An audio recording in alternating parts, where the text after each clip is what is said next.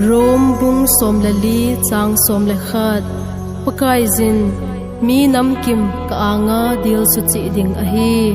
leizo sin pathin awa choya aphun do ding a hi tia ka hin na a ka ha sil a hi tin a kisune chang som le ni chuti a hi zi a chu ibon chawa pathin hinga eima chon chan chi ikisei dingo a hi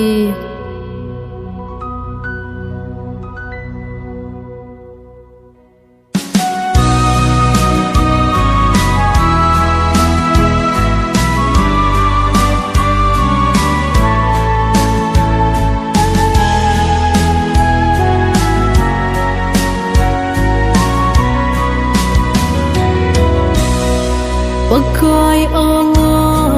kisel zoding imat sa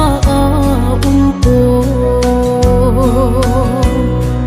mihimit mo lam di ta sot bang zong le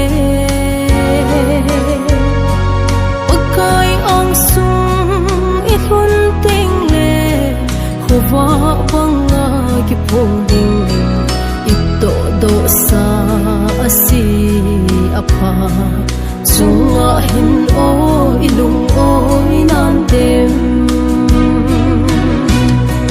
kisan so ding kim dalo dul tha zong ko sa dalo kikelu te kristen te ho say the min ho in zo ponte chon phat non song tim chan lâu ding Krista san ma kim chan nan bo ai hu hing zo ti a hi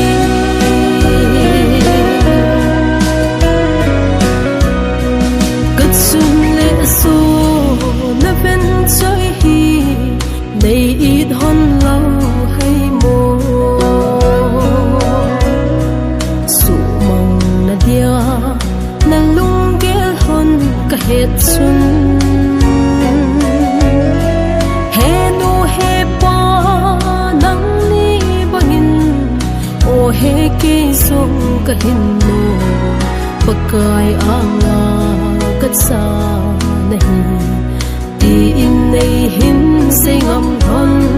na dem kisan so ding kim dalo dul tha zong ko sa dalo kikelu te kristen te ho say the min ho in zo ponte chon phat non song tim chan lâu ding Krista kisan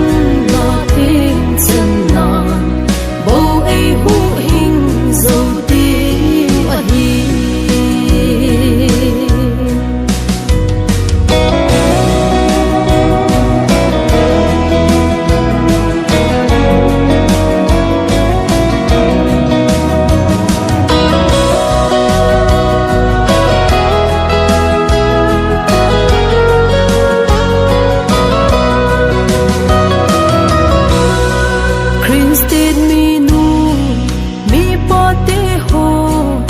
atha in ki gel paute